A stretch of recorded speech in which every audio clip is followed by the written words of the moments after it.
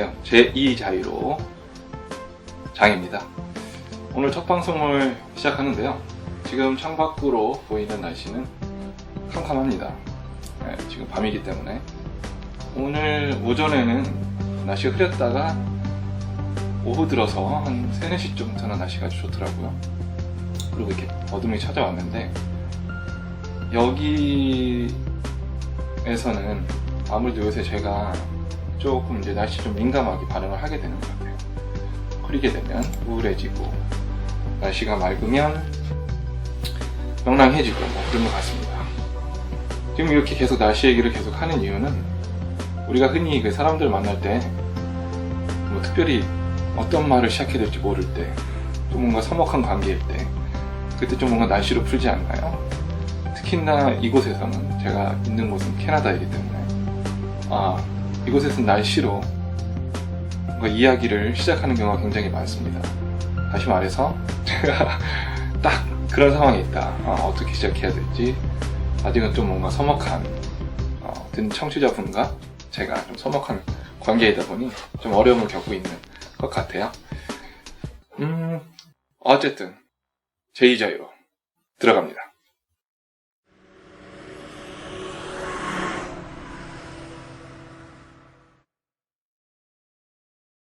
네, 제2자유로 본격적으로 시작을 하는데요. 이 방송에 앞서 제 소개를 좀 하자면 저는 장이라고 하고요. 제 성이 장씨라서 이곳에서는 장이라고 해요. 원래 제 이름이 있는데 이름은 이 친구들이 발음을 좀 이상하게 해요. 근데 우리 어릴 때부터 내 이름 이상하게 부르면 좀 기분이 나쁘잖아요. 그죠? 그래서 내 이름을 내 이름답게 불러줘야 나 같은데 내 이름을 이상하게 불러주면 나 같지가 않죠. 기분이 상해요. 이름 가지고 놀리는 것 같은 그런 느낌. 여러분도 좀 느끼시는 때가 있을 거예요. 그래서 저는 그냥 제 성인 장씨를 씁니다. 근데 장도 여기 있는 친구들은 보통 제가 장이라고 말하면 존 그래요. 존이 아니라 장이야 그러면 쨍 이런 식으로 하고 한글 보험 발음이 별로 없는 거죠. 이 친구들에게는 정확하게. 그래서 쨍 이러다가 이제 점점 저랑 친해지면 그제서야 비로소 장이라고 합니다. 그래서 어떻게 보면은 좀 재밌어요. 어쨌든 그게 제 이름이고요. 현재 저는 캐나다에서 살고 있고 헬리팩스라는 곳에 있습니다. 바닷가에 있는 그리 크지 않은 도시, 그렇지만 그렇게 작지도 않은 도시이고요. 현재 이곳에서 대학생이고 한 1년 전 못되게 지낸 것 같아요. 제가 작년 10월 마지막 날쯤 와서, 작년이라 하면 2015년이죠. 현재 2016년 6월이니까 한 11, 12, 1, 2, 3, 4, 5, 6 한 8개월 정도 산 것 같네요. 그리고 그 전에도 한 1년 이곳에서 산 경험이 있습니다. 그래서 이곳에서 1년 워킹 홀리데이로 살았다가요. 한국에서 있다가 한국에서는 직장을 다녔다가 한 3년 직장 생활을 하고 다시 이곳에서 새로운 삶을 하고자 제2의 삶을 살고자 다시 대학 생활을 시작하게 된 사람입니다. 제 자기소개는 이렇고요. 방송 소개를 또 해드려야죠. 이 방송 제2자유로는 기본적으로 제가 캐나다에 있으니까 캐나다에서 제가 겪는 일들을 들려주는 방송이에요. 그래서 어떻게 생각해야 될까요? 여러분들이 캐나다에서 대한 궁금한 점들이 분명히 있을 거 아닙니까? 요새 캐나다 하잖아요. 그래서 한국 사람이 진짜 넘어가서 어릴 때부터 간 게 아니라 여기서 한국에서 살다가 뭔가 해보자고 넘어가서 살면서 겪는 이야기, 그런 이야기를 좀 들려주는 공간입니다. 그래서 여러분들이 해외 이민이나 요새 특히 한국에 좀 힘들다고, 제 친구들도 살기 힘들다고 말이 많은데, 그래서 여러분들 들으면서 해외 이민, 어학연수, 워킹홀리데이, 조기 유학, 해외 취업, 이런 궁금한 점들은 그것에 대한 궁금증들을 풀어주기 위한 방송, 아니에요. 그런 건 아니에요.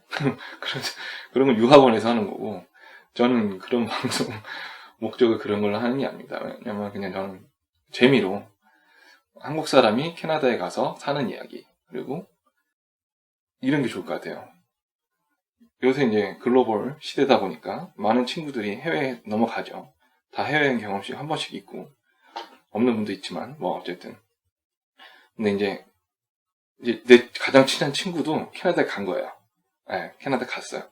가서 겪는 일들을 내 가장 친한 친구가 이제 가감없이 들려주는 거죠. 우리가 항상 캐나다 뭐 들을 때면 항상 좋은 얘기만 듣잖아요. 근데 사실 다 좋은 일만 있는 거 아니거든요. 더 안 좋은 일도 분명히 있고, 어두운 면도 분명히 있어요. 근데 그걸 방송에서나, 이것도 방송이지만, 어떤 매체들을 통해서 들으면 항상 뭐 이렇게 내가 진짜 궁금했던 부분을 다 들을 수는 없잖아요. 하지만 내 가장 친한 친구한테는 뭐든지 다 물어볼 수 있잖아요. 예를 들어서 뭐 그런 거, 야, 거기 파티, 야, 하면은 진짜 파티, 영화에서 보는 것처럼 그렇게 파티해? 그리고 막 한쪽 방에서는, 진짜 막 그런 일들이, 무슨 일들인지 예상하시죠? 그런 일들이 막 벌어지는 거야? 그런 거야? 라는 그런 질문들 솔직히 하기가 쉽지 않죠. 그리고 뭐, 그를 가감없이 얘기해주기도 쉽지 않고. 그런 것을 제가 한번 얘기를 재밌게 겪었던 일들을 하려고 합니다. 정리하자면 진짜 가장 친한 친구가 캐나다에 가서 겪는 일들을 가감없이 들려주는 이야기. 이렇게 생각하시면 될 것 같아요. 그것이 제 방송을 하는 이유고요. 그러니까, 들으시는 분들은, 뭐랄까, 다른 나라 사람들이 어떻게 사는지 궁금하시는 분들이나, 친한 친구가 다른 나라에 갔는데, 어떻게 지내는지 안부가 궁금한 분들, 그쵸? 진짜 친한 친구가, 내 소울메이트가 갔는데, 이 자식이 어떻게 사는지, 잘 먹고 잘 사는지 궁금하죠. 한 2, 30년 같이 있었었는데, 갑자기 가버리면, 가장 친했던 애가 뭔가 내 반쪽이 날아간 것 같은 거잖아요. 그런 궁금했던 안부를 제가 그 친구가 되어서 한번 이야기를 들려드리겠습니다. 저도 역시 한국에 대해서 궁금한 점이 사실 있거든요. 궁금하거든요. 제 친구들 안부가. 여러분들이 제 친구가 되어서 그 안부를 전해주시면 또 좋을 것 같습니다. 또 이 방송은 살기 좋은 캐나다 하는데 과연 진짜 그런지 호기심 가득하고 의심이 가시는 분들, 그런 분들이 들으셔도 좋을 것 같아요. 자, 그럼 제2 자유로는 어떻게 듣느냐? 제2 이렇게 하니까 이상하네요. 촌스러운 느낌인데요. 제2 자유로. 어쨌든 잘 듣기 위해서는 제2 자유로 끊어줘야 될 것 같아요. 제2 자유로 듣는 방법은 기본적으로는 제2 자유로 라디오, 요렇게. 제2 자유로 라디오를 이렇게 검색을 해서 그 넥스트 사이트 있죠? 그 포털 사이트에 블로그 보시면 아마 찾을 수 있을 겁니다. 만약에 혹시 뭐 얼굴책이나 동영상 사이트 그곳에서 말해도 괜찮지 않을까요? 그죠?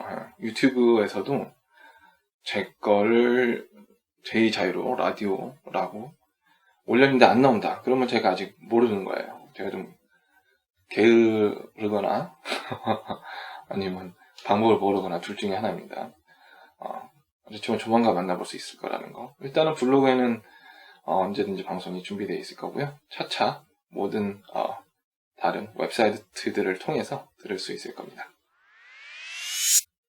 방송은 그렇게 접하면 될 것 같고요.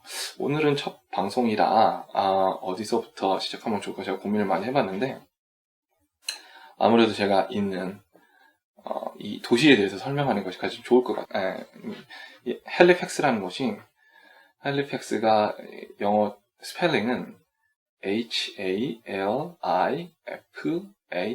이렇게 되는데 그렇게 유명한 곳이 아니에요. 그래서 여러분이 밴쿠버, 몬트리올, 캘거리, 이런 데는 좀 토론토, 이런 데는 들어보셨겠지만, 이곳에 대해서는 좀, 아시는 분은 아니지만, 좀 모르시는 분이 많을 것 같아서, 일단은 제가 있는 도시부터 소개를 해드리도록 하겠습니다. 우선 위치는, 여기가 이제 캐나다가 있으면은, 캐나다 동쪽, 거의 끝에 있어요. 동쪽 끝에, 캐나다는 이 대륙이잖아요. 이 땅이 크죠. 그래서 왼쪽 끝에는 우리 태평양하고 맞닿아 있고, 그쪽에 밴쿠버가 있죠. 오른쪽 끝에는 헬리팩스가 있는 거예요. 헬리팩스가 있고 대서양이 맞닿아 있습니다. 그래서 제가 있는 도시는 바다와 맞닿아 있는 대서양을 볼 수가 있어요. 실제로 제 방 창문에서 운이 좋게도 저는 볼 수 있습니다. 바다를. 그리고 이 곳이 반대편에 마을이 또 하나 있는데, 도시가 그쪽은 다르트마우스라고 하는 곳인데, 이 바다지만 이쪽은 좀 좁아요. 그래서 다리를 건너서 그 도시를 갈 수가 있어요. 그리고 좀 덧붙이자면은 이곳이 이제 오른쪽 끝에 있으니까, 이 동쪽 끝에 있으니까 미국과도 가까운 지역에 있습니다. 미국의 이제 오른쪽 끝에 메인주라고 미국에서 가장 작은 주가 있는데, 그 주로 가는 방법은 이제 자동차로 운전해 가면 하루 안에 12시간 안에 아마 갈 수 있을 거예요. 그리고 비행기를 타면 뉴욕 있죠, 뉴욕. 비행기를 타고 조금 밑으로 내려가면 비행기로 한 2시간 반? 그 정도 걸려서 뉴욕에 갈 수 있습니다. 그러니까 괜찮은 도시예요. 바다를 볼 수가 있고, 그렇게 크지 않고 좀 조용하고, 여행을 가고 싶으면 뉴욕도 갈 수 있고, 토론토도 멀지 않고, 토론토도 마찬가지로 비행기로 한 2-3시간이면 갈 수가 있습니다. 이곳 제 헬리팩스의 인구는 저도 정확히 모르겠는데, 구글을 제가 한번 해볼게요. 헬리팩스 구글을 해봅시다. 헬리팩스 population이 무엇인가요? 2011년 기준으로 39만이네요. 거의 40만 정도가 살고 있어요. 특징은 이곳은 이 미국이나 캐나다나 주가 굉장히 중요하잖아요. 이 주 단위로 이렇게 행정이 나뉘는데, 그래서 주마다 법도 다르죠. 그래서 이곳은 노바스코시아라는 주의 주도예요. 가장 큰 도시. 그리고 대학교가 한 4개 정도 있습니다. 넘게 있을 거예요. 넘게. 그렇기 때문에 좀 젊은 친구들이 좀 많죠. 대학교가 많다는 것은 대학생들이 많다. 그래서 좀 뭔가 교육의 도시. 한국의 진주가 교육의 도시였나요? 정확히 모르겠습니다만. 그런 느낌이 있죠.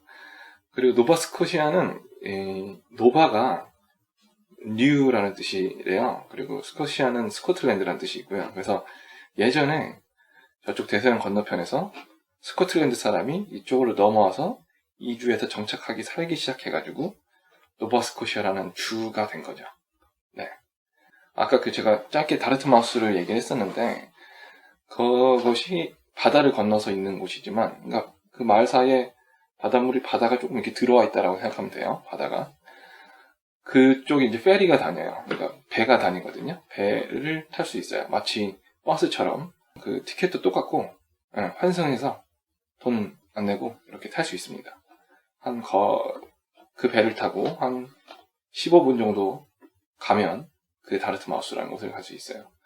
그래서 날씨 좋을 때 페리 타면은 바깥 보고 바다 보면서 길은 운치를 즐길 수 있죠.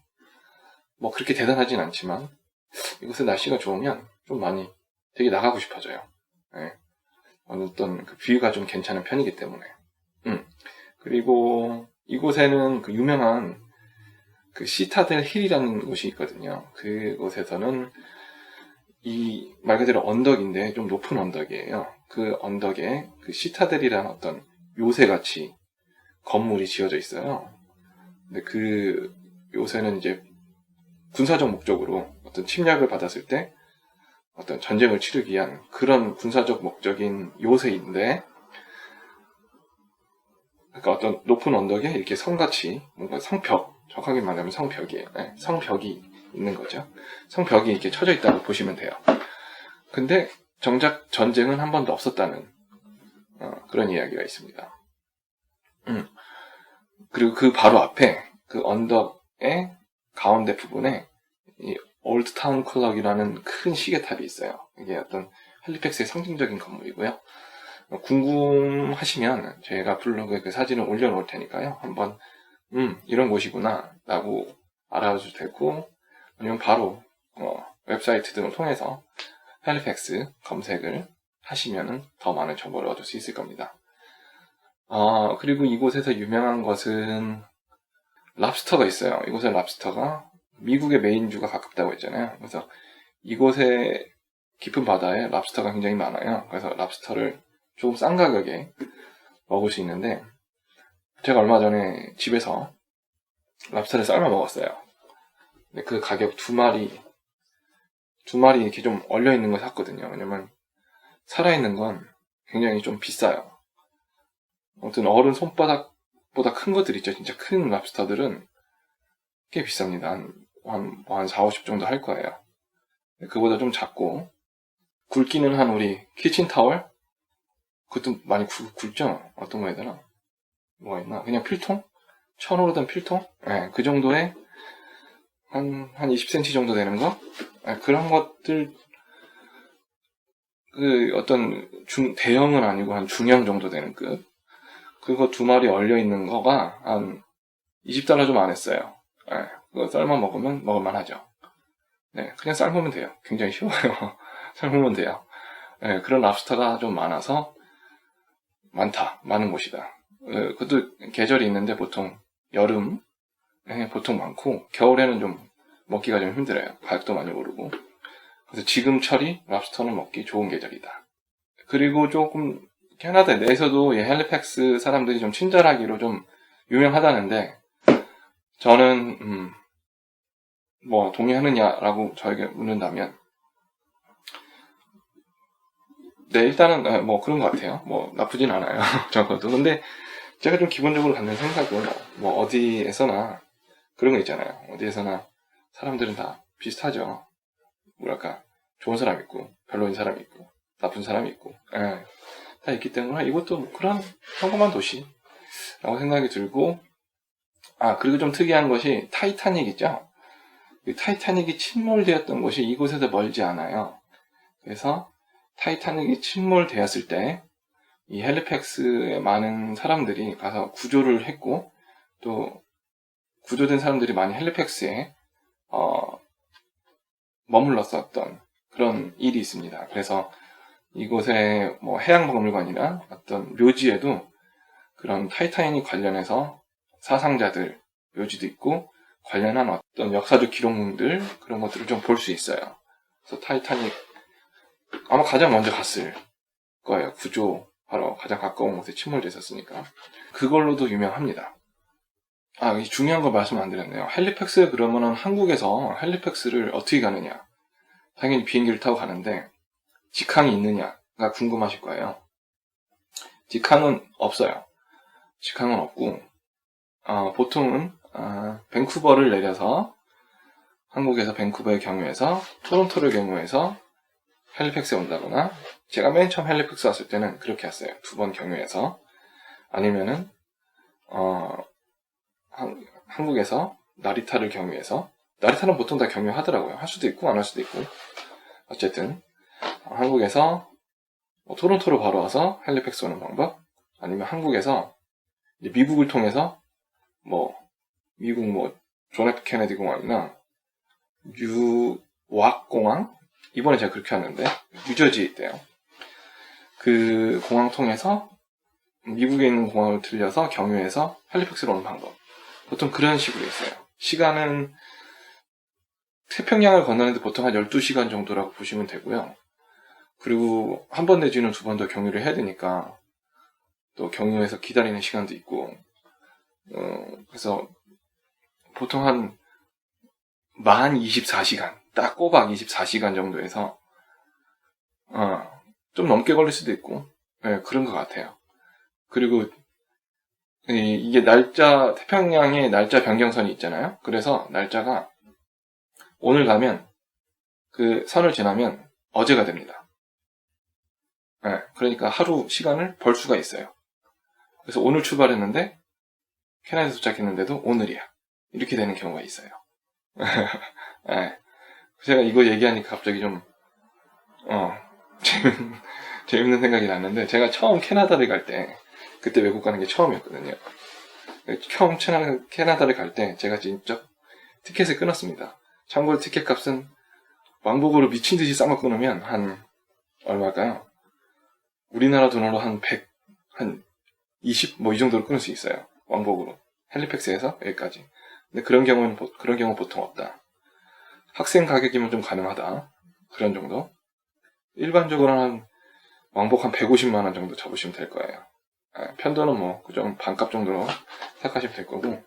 재밌는 제가 겪었던 거는 처음에 이제 캐나다를 가게 되는데 처음 외국에 가니까 티켓을 이게 심사숙고해서 끊었지 않겠습니까? 딱 샀어요. 샀는데 제 이름 이제 저도 이제 많이 물어보고 웹사이트 통해서 정보를 얻고 했는데 그때 워킹 갈 때라 여권의 이름과 내 티켓의 이름과 정확하게 일치해야 된다. 그게 가장 중요하다. 다른 사람 오인할 수 있으니까. 그래서 제가 이제 봤는데 내가 티켓 예약한 거에 내 이름이 틀린 거예요. 전화를 했죠. 그래서 내 이름이 틀리다. 그래서 어떻게 틀리시냐. 그러니까 내 이름 앞에 MR이 붙어 있다. 근데 나는 왜 그런지 모르겠다. 아시는 분은 아실 거예요. MR이 이제 미스터죠. 그 미스터 내 이름 딱 돼 있었는데 저는 못하다. 그래서 그쪽 이제 상담원이 설명해 주는데 굉장히 부끄러웠죠. 근데 그것만 끝났으면 그래도 뭐 첫 여행이니까 그럴 수 있는데 그것만 끝났으면 모르는데 제가 또 이제 제가 또 날짜 변경선도 모르니까 그때는 몰랐어요.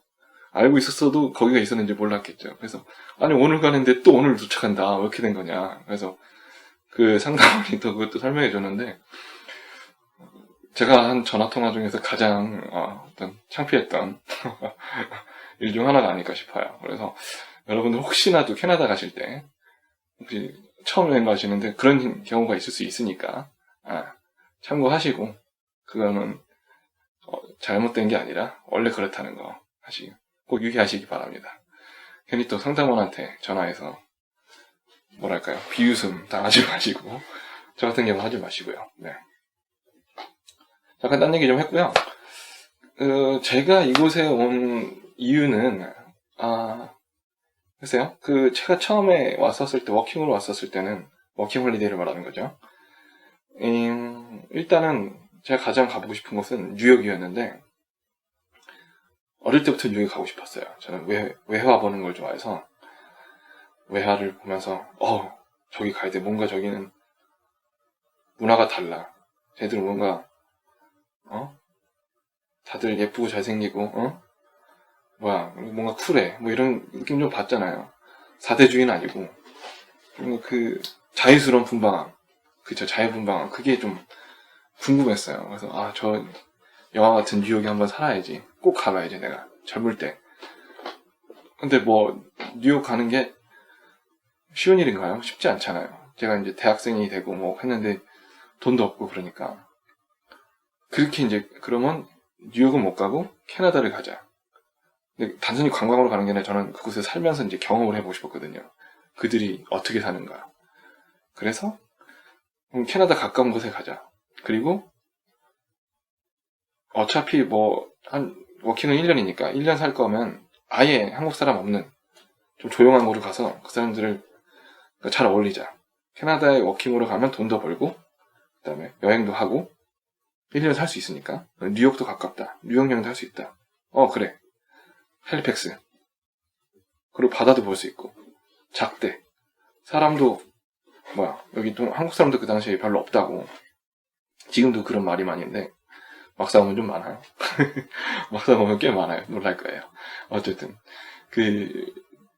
한국 사람도 좀 적고 좋아. 뉴욕 가깝고 바다도 보이고 대학교도 많아. 대학교 많으면 젊은 친구들 많잖아. 그래, 놀기도 좋겠네. 그래, 딱 거기야. 좋았어. 그래서 갔죠. 그래서 헬리팩스를 갔어요. 그래서 제 선택은 그 당시에 참 좋았죠. 그래서 일도 하면서 사람들도 만나고 여행도 많이 하고 그래서 즐겼죠. 한국 사람 그 당시에는 뭐랄까요? 그 당시에도 근데 아예 없을 정도라고 예상하고 왔지만 막상 와보면 꽤 있었어요. 근데 그 당시에는 좀 적당하다는 느낌이 들었지만 지금 꽤 몇 년이 흐른 지금은 이 적당선을 좀 넘어간 것 같아요. 왜냐면은 이곳에 지금 뭔가 이쪽에 좀 영어를 배우러 오는 사람들이 많아요. 그런 입소문이 돌고 있어요. 여기 야 적대 한국 사람. 하지만 그렇지 않다. 오면 많다. 이제 개인적으로 생각으로는 캐나다에 오는데 한국 사람 없는 곳으로 가고 싶다. 나는 좀 왜냐면 같이 어울리기 좀 싫다. 뭐 이게 나쁜 건 아니죠. 해외에 나가는데 여태까지 내가 경험했던 거를 또 경험할 필요는 없으니까 나가서는 그곳에서의 제대로 된 문화를 겪으면서 견문을 쌓는 것이 훨씬 좋죠. 영어도 훨씬 더 늘고 그래서 보통 여기 온 한국 분들은 그래서 여기 헬리팩스 오신 분들이 많은데 막상 와보면 꽤 많고 또 다시 그냥 우리끼리 친해지고 그런 일들이 비일비재합니다. 네, 많아요. 왜냐면 처음 오면은 어쩔 수 없어요. 그냥 말이 안 통하니까 이 동병상련을 겪으면서 한국 사람들이랑 친해질 수밖에 없어요. 그래서 야 이거 어떻게 했어? 어떻게 해야 돼? 어떻게 해야 돼? 뭐 이런 식으로. 네. 뭐 하여간은 그래서 어쨌든 한국 사람이 없는 곳을 혹시나 가고 싶으신 분들이 계시다면 제 생각에는 이제 뭐 조금만 이름 들어봤던 도시도 안 되고 이름 안 들어본 도시, 진짜 뭐 특별할 거 없는 도시, 작은 도시 그런 곳에 가시는 게 좋을 것 같아요. 그래서 정보가 너무 없다 싶은 곳이지만 뭐 구글 검색을 해서 사람은 좀 산다 근데 그런 곳에 한번 가보는 것도 저는 추천해드려요. 할 게 없을 겁니다. 근데 처음에 가면 할 게 없지만 할 게 없으면 뭐라도 하게 돼 있잖아요. 그래서 누구한테라도 말을 걸게 돼 있고 누구한테라도 뭐랄까요 어떻게든 살기 위해서 사람이 발악하게 돼 있어요. 그래서 저는 그런 곳을 좀 추천해주지 않나. 저는 개인적으로 그래서 썬더베이라는 곳이 있거든요. 그 썬더베이가 제가 한번 여행 다녀서 잠깐 버스로 경유한 곳인데 유명하지도 않고 그곳에도 당연히 한국 사람이 있습니다. 당연히 있는데 아마 가면 왜 왔니? 왜 왔니? 이렇게 물어볼 거예요. 아마 저는 요새는 좀 거의 가보고 싶더라고요. 여기도 이제 한국 사람들이 좀 많아서. 제가 예전에 처음 왔을 때도 헬리팩스에 사람들이 야, 너 왜 헬리팩스 왔니? 이렇게 많이 물어봤는데 지금은 더 이상 묻지 않아요. 흔하다는 거죠. 한국 사람 이렇게 많은데 뭐 중국 사람은 당연하죠. 더 많아요.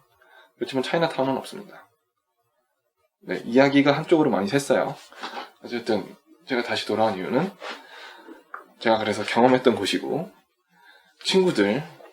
이곳 친구들을 다시 한번 꼭 만나고 싶었고 살기에 괜찮다. 제 이 고향 같은 곳이다. 라고 해서 다시 이곳에 돌아왔습니다. 작년에. 자, 지금 이렇게 간략하게 간략했지 않았나요? 헬리팩스에 대한 소개를 일단은 마칠게요. 잠시만 쉬어갈게요.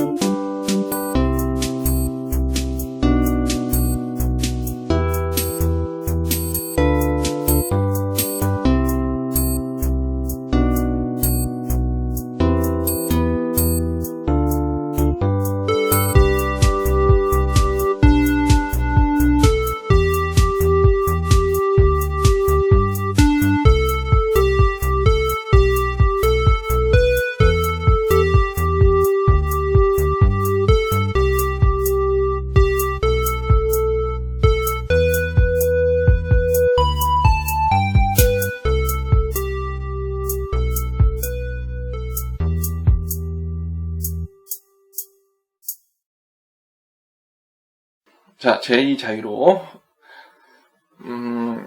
헬리팩스에 대한 소개를 마쳤고요. 지금부터는 아주 간단한 코너입니다. 바로 이제 캐나다에 관해서 궁금한 것들을 이제 묻고 답하고 하는 시간인데, 이름하여 진짜야? 야 진짜야? 이런 코너. 제목을 뭘로 지을까 하다가 못 짓겠어요. 멋있는 거 생각하면 못해요. 저는 그 시간이 좀 요새 아까운 것 같더라고요. 그래서 그냥 쉽게 정하고 빨리빨리 시작하자. 제목이 중요한 거 아니잖아요. 그래서 그렇지만 이 컨셉은 있습니다. 제 방송의 컨셉은 캐나다에 간 가장 친한 친구. 그러니까 이 코너에서만큼은 제가 이제 앞으로는 이제 제가 이제 여러분들이 이제 캐나다가 궁금한 점을 저에게 주시는 거죠. 그러면 저는 그걸 답하는 거고, 단 가장 친한 친구니까 반말로 하는 겁니다. 그래서 여러분들은 사연 보내실 때, 어떤 궁금점을, 캐나다의 궁금점을 보내실 때 그냥 진짜 친한 친구한테 말하듯이 말하면 될 것 같아요. 야, 거기 사람들 어떻게 사냐? 다 아파트 사니? 집 살아? 어떻게 살아? 이런 식으로 물어보잖아요. 그런 식으로 편하게 물어보면 저는 이제 편하게 답하는 거죠. 나도 친구한테 답하듯이. 그래서 서로 반말로, 그래야 좀 더 편하게 물어보고 답할 수 있으니까 반말로 진행을 하도록 하겠습니다. 근데 오늘은 첫날이고 하니까 당연히 질문들이 없어요. 그래서 제가 스스로 이 캐나다에 궁금한 것들, 그 탑 10을 준비해서 제가 스스로 질문을 좀 준비했습니다. 여러분들이 궁금해 하실 만한 거 10개를 준비해서 제가 이제 답해드리는 시간을 가지도록 할 거고요. 제가 묻고 답하는 거라 반말로는 하지 않을게요. 오늘은 계속 그냥 공식적인 아주 포멀한 랭귀지로 제가 진행을 하고요. 이게 기준이 제가 헬리팩스에 살고 있기 때문에 어떤 헬리팩스 기준이고 제 경험적이고 개인적이고 주관적인 생각이에요. 그래서 어떤 뭔가 척도나 기준이 될 수는 없다. 그냥 내가 겪으니까 이렇다. 난 이렇게 살았어. 이런 느낌으로 제가 말씀드릴게요. 자, 그럼 시작하겠습니다. 첫 번째 질문은 한국과 캐나다의 가장 큰 다른 점은 뭔가요? 라는 질문입니다. 이게 상당히 근데 어려운 것 같아요. 일단 어려운데 말씀드리는 건 일단 똑같아요. 다른 점을 묻는데 왜 똑같아요? 라고 말하는 게 이상하죠. 기본적으로 저는 사람 사는 곳은 똑같다. 좀 전에 말씀드렸지만 좋은 사람은 좋고 별로인 사람은 별로고 똑같다. 저는 일단 그 기본적인 전제를 말씀드리고요. 그 사람 사는 건 다 비슷한 거죠. 근데 큰 다른 점은 좀 아무래도 문화가 좀 다르죠. 문 여는 거 예를 들면은 사소한 건데, 우리는 이제 빌딩 같은 데 가면은 현관에 이게 큰 문이 있잖아요. 그럼 그 문 열고 들어가잖아요. 근데 여기는 항상 문을 열고 들어가서 뒤에 사람이 오는지를 확인하고, 뒤에 사람이 오면은 그 문을 홀드해줘요. 이제 잡아주고 있어요. 그 사람 올 때까지. 근데 너무 이제 뒷사람이 멀다 싶으면 아닌데, 기본적으로 뒤에 사람 바로 있으면 잡아줍니다. 그걸 되게 감사하는 사람들이, 외국인들은 좀 놀라면서 고마워하죠. 캐나다 사람들 좋아. 친절해. 와, 이런 것도 잡아주네. 와, 이런 느낌이 있죠. 근데 신경 안 쓰는 사람도 많아요, 요새는. 신경 안 쓰는 사람도 많고, 근데 하는 사람이 좀 더 많은 것 같아요. 그래서 하면은 항상 thank you, you're welcome 이런 거, no problem 이런 얘기 엄청 많이 합니다. 항상. 그게 좀 신기하고, 그리고 기본적인 생활할 때 이 길 건너는 거 있잖아요. 찻길 건너는 거. 여기서도 이제 횡단보도 신호등이 없는 횡단보도만 있는 곳들이 꽤 있어요. 근데 그런 곳들에서는 희한한 게, 사람이 만약에 신호등이 없는 횡단보도에 서 있다. 그러면 이 사람들은 여기선 사람이 항상 먼저예요. 차보다는. 그래서 우리는 한국 같은 경우에는 횡단보도 있으면 항상 엄마가 차 조심해. 야, 좌우를 둘러보고 차 없는지 확인하고 손 들고 잘 건너, 이렇게 항상 어릴 때부터 배우잖아요. 근데 여기서는 사람 횡단보도에 서 있으면 차들이 무조건 서요. 만약에 신호등이 없다면. 예를 들어, 세게 달리는 버스가 횡단보도에 사람이 서 있는 걸 보고, 그냥 가도 될 것 같은데, 굉장히 무리해서라도 좀 씁니다. 무리해서라도. 그래서 뭔가 부담스럽죠. 한국인 입장에서는. 그런 경험을 받은 적이 없으니까. 사람이 많이 탄 그 버스가 나 때문에 저 멀리에서 빨리 달리다가 쓰는 거예요. 그리고 나는 이렇게 여유롭게 건너가요. 손 인사하면 좋죠. 땡큐나 이런 식으로 입모양 땡큐 하면서. 그런 게 좀 신기하죠. 그래서 그냥 가도 될 것 같은 정도인데도 사요. 그래서 저는 어쩌다가 횡단보도 앞에 그냥 섰는데 신호등 없는데 건너려는 의도가 아니었는데도 차가 쓰는 거예요. 좀 뻘쭘하죠. 그래서 그럴 때는 아예 오해가 없게 좀 횡단보도에서 멀리 떨어져 있어야 되는 거예요. 만약에 잠깐 서 있으려면. 네. 그런 거 좀 신기하죠. 그렇지만 그것도 역시 요새는 조금씩 없어져 가는 것 같아요. 안 그런 사람도 있어요. 네. 안 그런 사람도 있어요.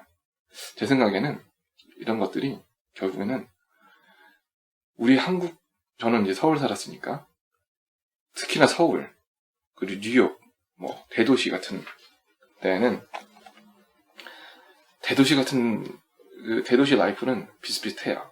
네. 근데 여기 캐나다는 아직도 이 도시는 사람이 별로 없으니까 제가 봤을 땐 이게 가능한 얘기예요. 사람이 없고 차가 그만큼 없으니까. 근데 지금 발전을 하고 있어서 그런 것이 조금씩 뭉뚱그려지는 거죠. 조금씩. 네, 그런 느낌이 저는 개인적으로 그런 느낌이 들고, 그렇지만 그럼에도 불구하고 아직까지 그 문화가 많이 남아있다. 확실히 경험할 수 있다. 네, 여담인데 몬트리올 갔었을 때는 몬트리올에서는 홈리스 분들, 이제 집 없는 분들, 이게 이제 한 푼 달라고 이렇게 하잖아요. 동전 좀 달라고 할 때 거기서 사람 거기 지하철에서 문도 열어주더라고요. 문도 열어주고 이렇게 동전 좀 달라고. 그런 일도 있어요. 네. 가장 큰 다른 점은 그런 건 기본적인 좀 생활 양식이었던 거고, 가장 큰 다른 점은 이런 마인드적인 부분에서는 제가 이제 한국에서나 자꾸 서울 하니까 죄송해요.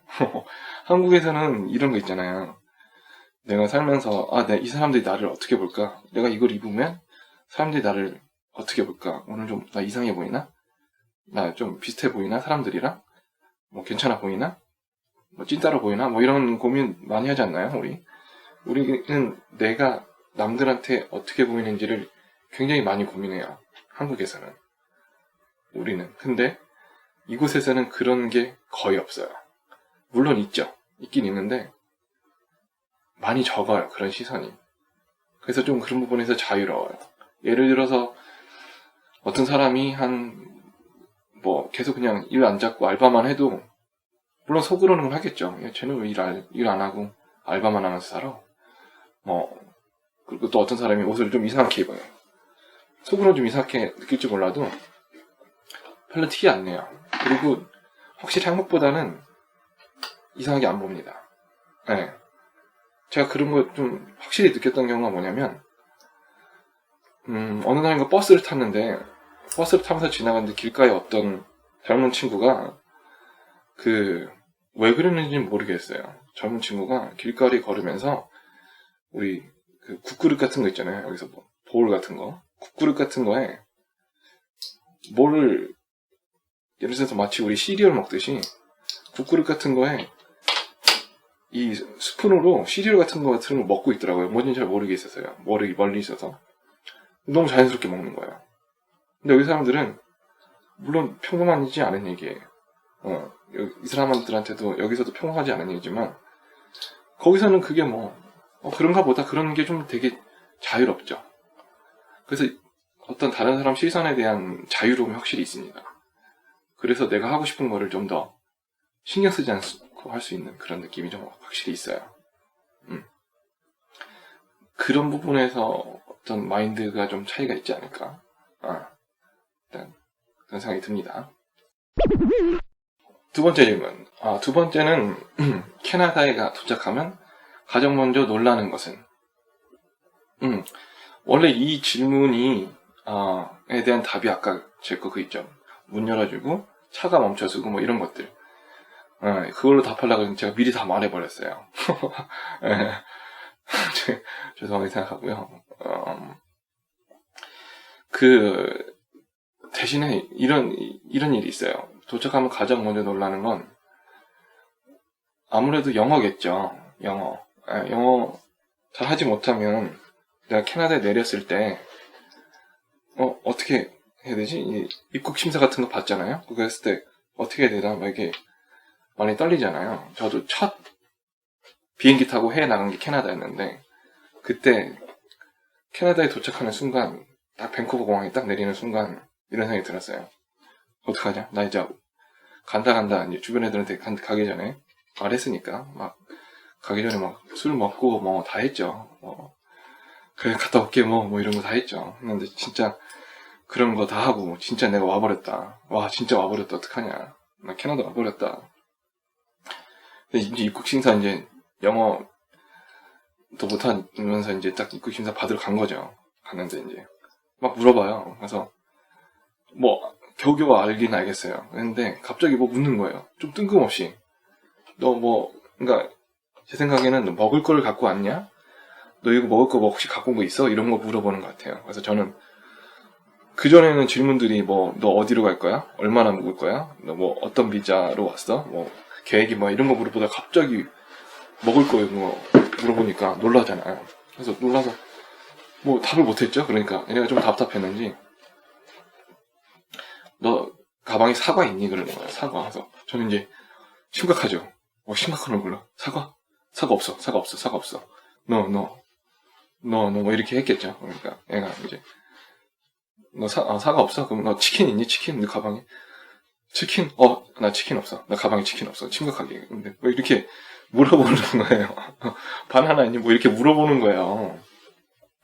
그래서 이제 한 세 번째 질문이었나? 세 번째가 치킨이었나? 네, 세 번째 찍인데 너 치킨 있니? 그때 얘네가 그래서 장난하는 거구나. 나는 그래서 그제서야 좀 뭔가 너 치킨 웃으면서 좀 답했던 그 기억이 있어요.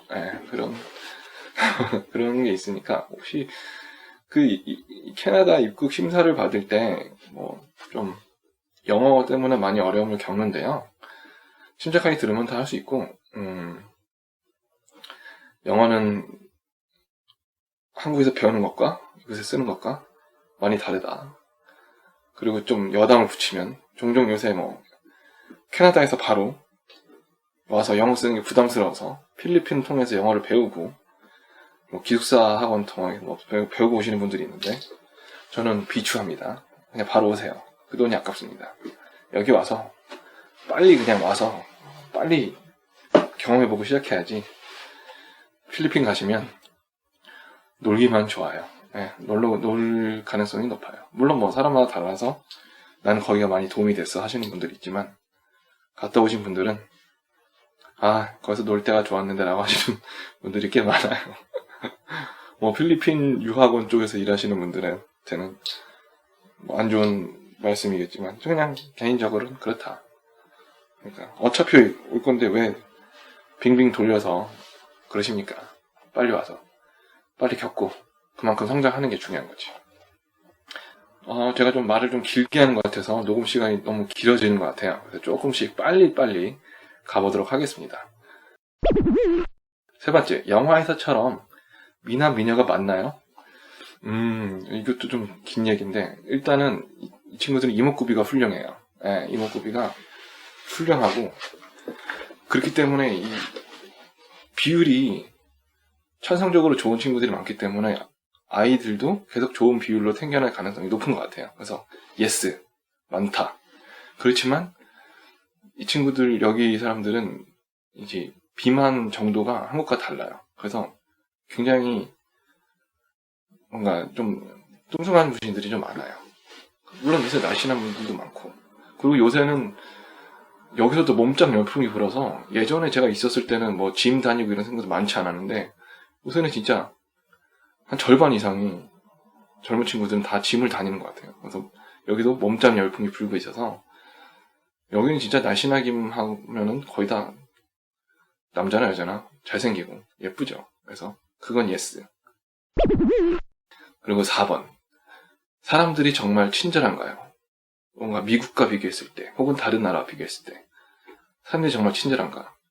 제가 얘기했듯이, 세 번째 얘기 드리는데, 어느 나라나 비슷합니다. 네. 그렇지만, 뭔가 제네럴하게 말씀드리면, 괜찮다. 친절한 것 같다. 네. 그런 생각이 들어요. 자, 5번째. 캐나다인들이 주로 먹는 음식은 뭔가요? 뭐 아침에 항상 시리얼 먹고 뭐 샌드위치 먹고 그런가요? 그랬을 때 일단 저는 일단 제가 주로 하는 방식이 제가 이제 이 일반 여기는 보통 집 주거하는 방식이 아파트에 살거나 일반 하우스에 사는데 하우스는 보통 2층이나 3층 내지 그냥 2층 집 있죠? 영화에서 보면 한 3층 집 뭐 그런 집이거든요. 저는 지금 여기서 룸렌트를 하고 있기 때문에 방을 하나 제 방을 빌리고 월세를 내고 그리고 뭐 화장실이나 이런 건 쉐어해서 쓰는 거죠. 각 방마다 사는 애가 다른 거죠. 예. 저는 그런 데 살고 있어서 제가 만든 거 제가 주로 먹고 그래서 이 사람들이 가정식을 잘 모르겠어요. 그래서 홈스테이는 이제 캐나다 가정에서 머물면서 있는 건데 홈스테이는 살면은 좀 더 정확하게 말씀드릴 수 있을 것 같은데 저는 제가 말씀드릴 수 있는 거는 일단은 아침은 진짜 뭐 가볍게 시리얼, 뭐 오트밀, 샌드위치, 커피와 베이글 뭐 이런 식으로 진짜 가볍게 먹는 것 같고 점심 때는 모르겠네요 진짜. 푸드코트 같은 데서 사 먹거나 뭐 도시락 싸갈 때도 있고 뭐 그러겠죠. 또 샌드위치 사는 사람도 있겠고 그리고 저녁을 좀 맛있게 먹는 것 같아요.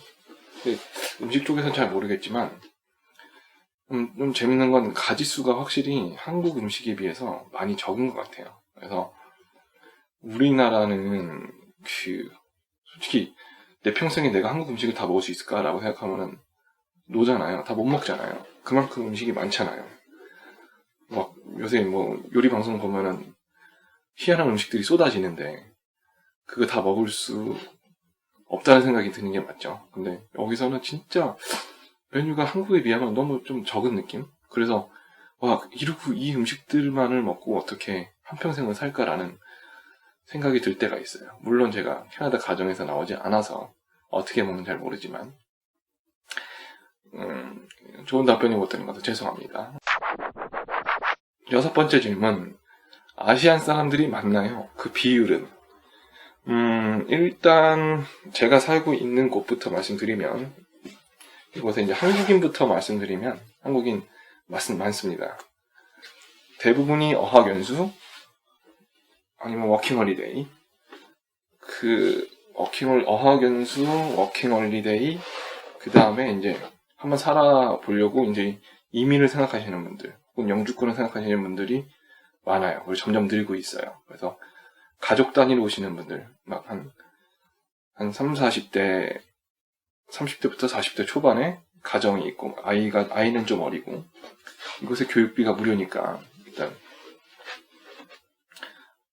이곳에서 뭐 대학을 다니고 그러면 자녀들은 공짜로 이제 학교를 갈 수 있으니까 그런 식으로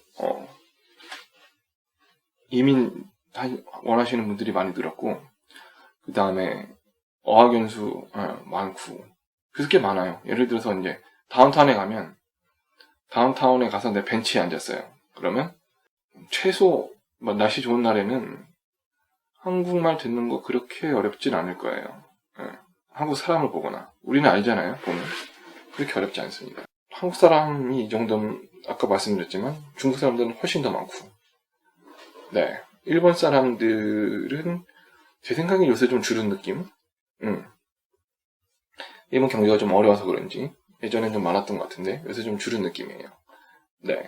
그리고 더 대도시에 가면 예를 들어서 밴쿠버, 토론토 몇 년 전 얘기합니다. 근데 최근에 그곳에서 이제 일로 오시는 분들이 있어요. 왜냐면 거기 이제 한국 사람 너무 많다. 그래서 싫다라고 오신 분들이 있는데 뭐 저도 가보기도 했고 근데 거기는 진짜 영어를 몰라도 될 정도예요. 정말 농담이 아닙니다. 제가 실제 경험했던 거는 밴쿠버에 있었는데 그 유명한 한국 마트가 있어요. 큰 마트가. 근데 제가 그 길을 몰랐거든요. 가는 길을.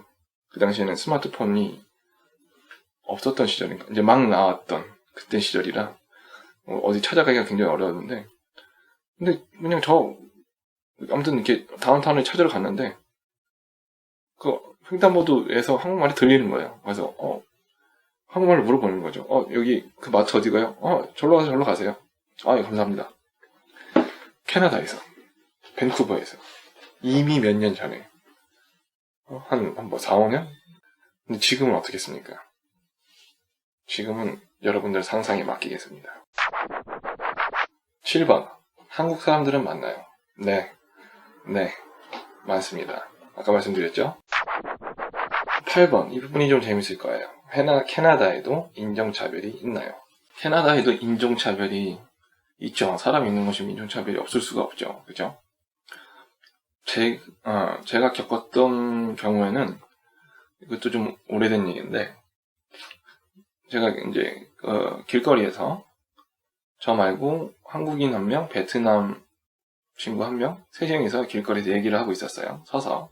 잠깐 만나서. 근데, 차도가 가까웠으니까, 차도에서 어떤 친구들이 마시던 종이컵을, 애들, 종이컵에 커피 많이 마시거든요. 그 유명한 프랜차이즈가 있어서. 그거를 이제 우리 쪽에 던졌어요. 근데, 맞추려는 의도는 없었는지, 그게 이제 저희가 있던 곳에서 조금 이게 떨어져서 바닥에 떨어졌거든요. 그래서 이제 바닥에 떨어져서 뚜껑도 덮어 있었기 때문에 이렇게 우리한테 튀진 않았죠. 근데 그걸 던지고 가더라고요. 그게 제가 겪었던 가장 직접적인 인종차별 중 하나고, 다른 건 뭔가 우리가 영어를 모르기 때문에, 영어를 모르지만 뭔가 기분 나쁜 경우, 기분을 느낄 수 있잖아요. 얘가 뭔가 대하는 게 뭔가 하대하는 느낌인데, 천대하는 느낌인데, 이런 거 들을 때가 좀 있어요. 가끔 가다가. 특히나 영어를 못하기 때문에 그런 경우가 있죠. 이건 제 친구의 경우인데, 그 친구는 이제 쇼핑을 하러 갔습니다. 쇼핑하러 갔는데 구두를 샀어요. 근데 구두 안에 뭔가 뭐랄까요, 뭐 마감이 잘 안 됐는지, 이거 사용하기엔 불편은 없지만 이거 좀 어떻게 처리해야 되겠다. 그래서 환불을 하려고 했는데, 그 친구가 영어를 잘 못하다 보니까 그 직원이 대하는 게 막, 이거 어쩔 수 없어. 이거 뭐 이런 식으로 대화를 하는 거예요. 그런데 그게 너무 답답하니까, 또 화가 났으니까, 마침 그 홈스테이로 같이 사는 캐나다 인이죠. 그 사람한테 가서 같이 쇼핑에 갔었으니까 얘기를 하니까, 홈스테이 맘이 이제 다시 얘기를 하니까 태도가 너무 달라진다는 거예요. 저 이제 너무 정말 죄송하다. 이거는 근데 이런 점과 태도가 누가 봐도 너무 극명하게 갈리는 점, 그런 경우가 좀 있어요. 그러니까 영어를 못하면 조금 좀 그렇고, 일단은 아예 없진 않다. 분명히 있긴 있다. 예. 근데 어느 정도 감안은 하고, 그리고 모든 사람이 그런 것도 아니고, 그렇기 때문에. 9번째 질문. 한 달에 사는 비용은 얼마나 드나요? 이거 좀 궁금하죠? 한 달, 내가 거기서, 얼마나 있어야 좀 몇 개월을 살 수 있을까? 1년을 살 수 있을까? 일단, 제가 사는 기준으로 말씀드리면, 저는 지금 비교적 싼 가격에 아파트, 제가 사는 걸 룸렌트라고 하는데, 말씀드렸듯이 방을 빌리고 나머지는 쉐어하는 거예요. 주방이나 화장실 이런 거는.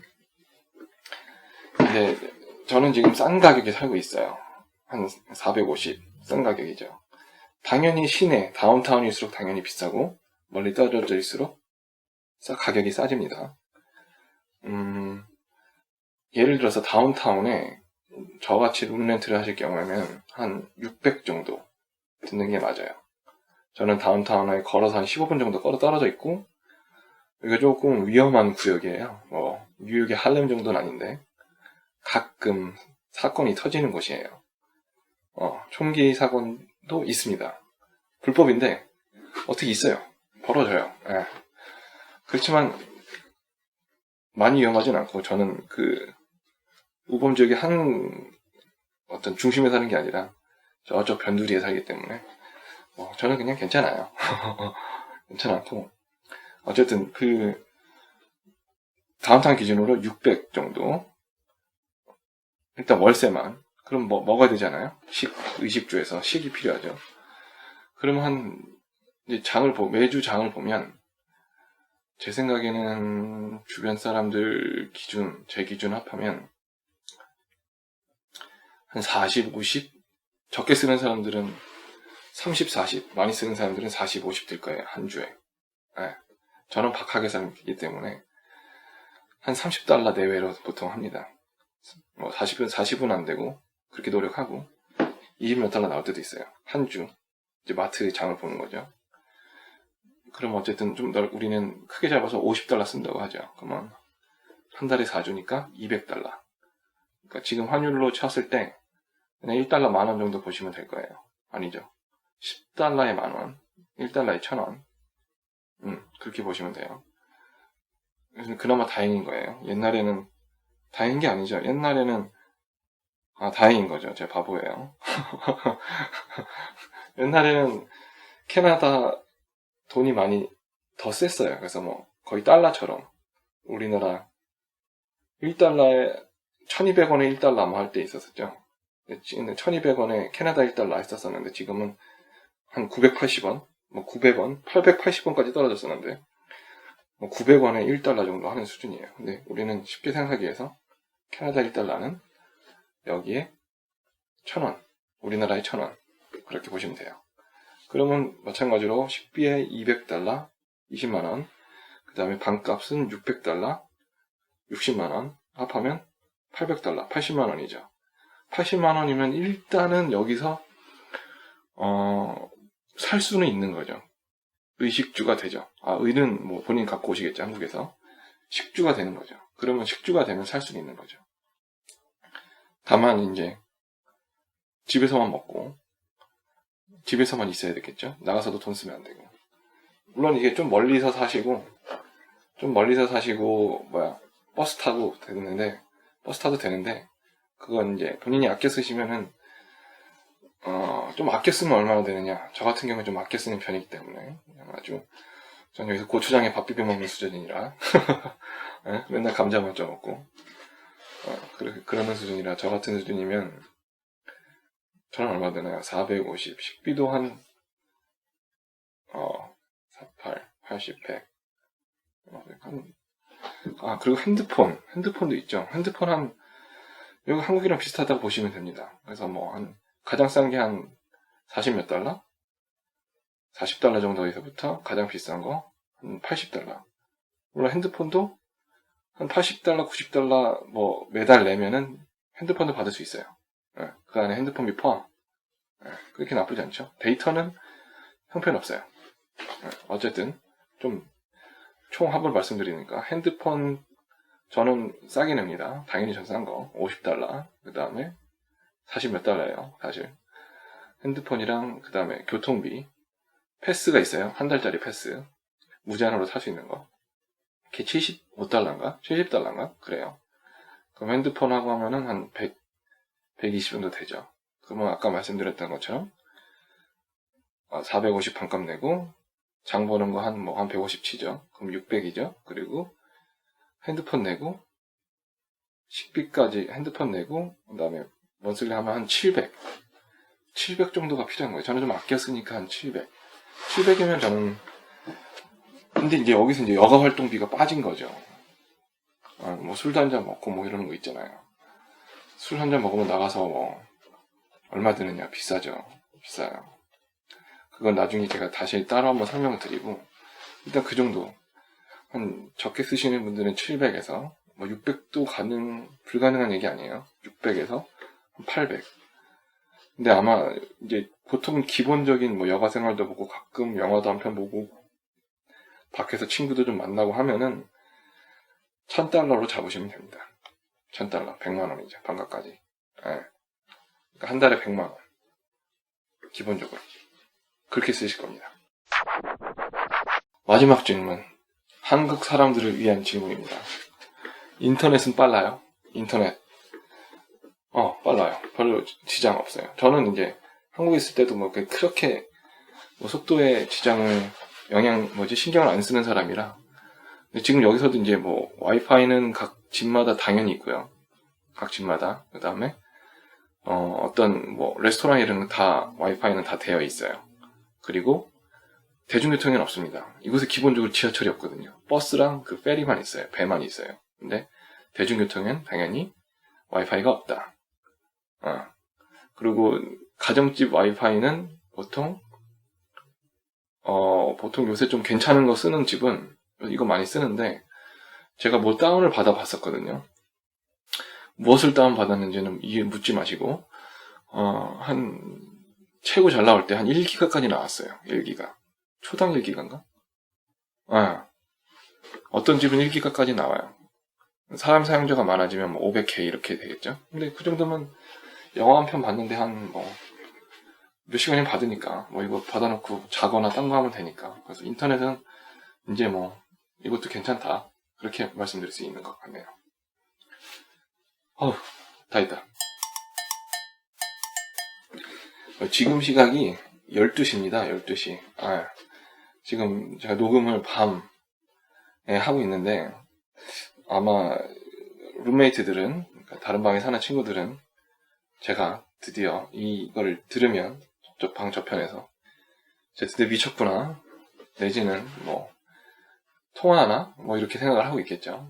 이제 제가 녹음을 하면 이런 일이 잦으니까 아마 이디엇, 널드 이런 식으로 생각하겠죠, 저를.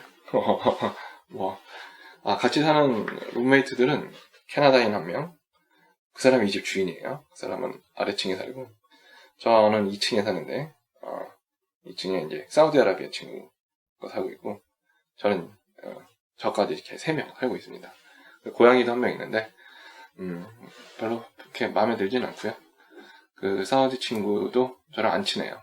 보통 여기 인사하면 하이 하와이까지는 그냥 기본적으로 당연히 묻거든요. 왜냐면 그게 인사예요. 절대 하이로 끝나지 않아요. 하이, 헬로, 하와이까지는 꼭 물어봐요. 하와이도 여러 버전이 있는데 물어보는데, 얘랑 저랑은 그것도 안 한다. 딱 그냥 헤이, 끝. 근데 그 친구나 저나 집에 있길 좋아해서 서로 방에 있으니까 큰 불편한 점은 없습니다. 네, 일단 이렇게 해서 야 진짜야 코너는 마치도록 하겠습니다. 다음부터는 여러분들의 문답을 중심으로 이거를 진행을 해야 되니까, 궁금하신 점, 캐나다에 관한 궁금한 점은 어떤 거라도 반말로, 저도 반말로 답하고 싶으니까 친구에게 물어봐 주시길 바랍니다. 일단은 블로그로, 제 블로그 말씀드리면, 제 블로그, 제2 자유로 라디오, 다음 포털에서 블로그 해보시면 아마 나올 거예요. 제가 나오게 노력해볼게요. 지금 시행을 안 했는데, 일단 그쪽으로 제가 자리를 마련할 테니까, 질문 보내주시기 바라겠습니다.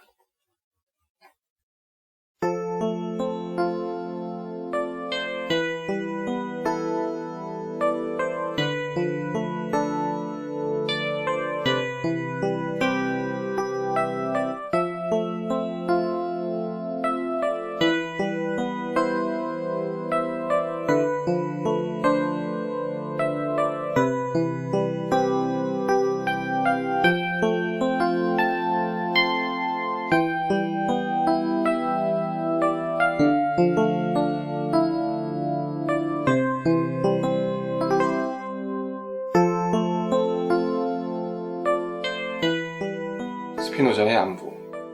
행복하세요? 내일 지구가 멸망하더라도 나는 한 그루의 사과나무를 심겠다.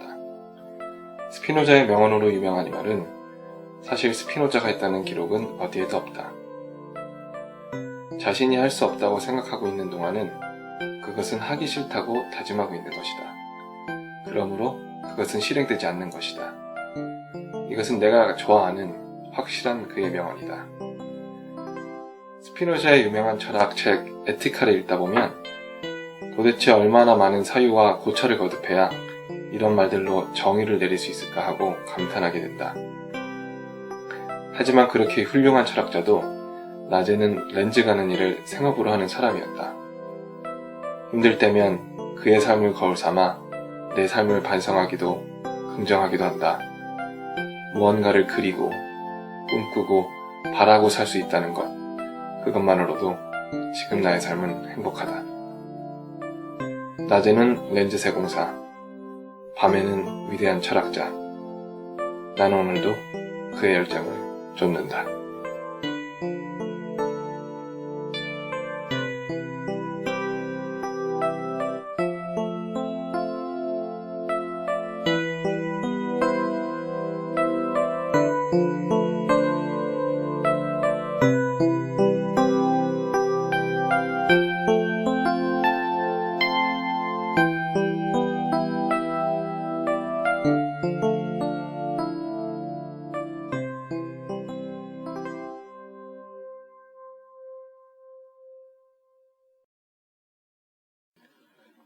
네, 스피노자의 안부는 모두가 힘든 시간이 분명히 있잖아요. 항상 좋은 시간만 있는 게 아니고, 예를 들자면 내가 여기서 뭘 하고 있나? 지금 내가 하고 있는 게 맞는 걸까? 뭐 이런 생각들이 수시로 들잖아요. 특히나 어려운 상황에 처해 있으면. 제가 캐나다에 온 뒤에 그런 생각이 한 번도 없었느냐? 많이 들죠? 뭐 매일 들어요, 사실. 매일 드는데 어떤 힘든 일을 겪을 때마다 저는 스피노자를 생각합니다. 스피노자는 매우 훌륭한 철학자임에도 불구하고 렌즈를 가는 일을 직업으로 하는 사람이었습니다. 그러니까 생업을 위해서는 일을 해야 했고, 또 남는 시간에는 본인이 하고자 하는 철학 공부를 계속했겠죠. 그래서 저도 힘들 때마다 이건 내가 렌즈를 가는 일이야 라고 생각합니다. 그리고 내가 하고 싶은 것을 포기하지 않고 계속 진행한다면 언젠가는 그 결실을 맺을 거라 그 생각을 하기 때문에 스피노자의 이야기를 한번 들려주고 싶었습니다. 여러분들도 좀 힘든 시간이 있으면 그의 생애처럼 지금은 잠시 렌즈 가는 일이라 생각하고 여러분들이 하고 싶은 거 그리고 꿈꿔왔던 거 놓치지 않았으면 하는 바람입니다. 네, 제이자이로 오늘은 이걸로 방송을 좀 마무리하려고 합니다. 첫 방송이라 좀 많이 부족한 점이 있죠. 그래서 여러분들한테 좀 유용한 정보를 주었는지 아니면 아주 작은 호기심이라도 채워줬는지 잘 모르겠어요. 이제 뭐 처음부터 배부를 수는 없으니까 어쨌든 다시 이렇게 제가 방송을 좀 시작하게 된 게 스스로 좀 만족스럽고 행복한 점도 있습니다. 즐거워지네요, 마음이. 다음 방송을 제가 간략하게 소개해드리면 다음 방송을 위해서 청취자분들은 혹시 캐나다에 궁금한 점 있으면 야 진짜야 라로 그쪽 코너로 질문을 보내주시면 될 것 같고요. 반말로 꼭 보내주세요. 그리고 제가 또 생각하고 있는 게 쇼미더 픽처, 이곳을 어떻게 사는지, 이곳에 어떤 점이 궁금한지 뭔가 이게 보고 싶은 부분이 분명히 있을 거예요. 그래서 제가 혹시 이곳에 궁금하고 보고 싶은 곳이 있다면 저한테 말씀해 주시면 제가 시간 될 때 한번 그곳을 찍어 드리겠습니다. 네. 그리고 이 방송은 말씀드렸듯이 다음 블로그 통해서 제2자유로 라디오를 다 한글로 치세요. 이자는 숫자로 써야겠죠. 한글로 써서 검색을 하시면 들을 수 있을 거고, 뭐 페이스북이나 유튜브, 팟빵 이런 데도 곧 방송을 올리도록 할 테니까 그때는 제가 또 다시 공지를 해드릴게요.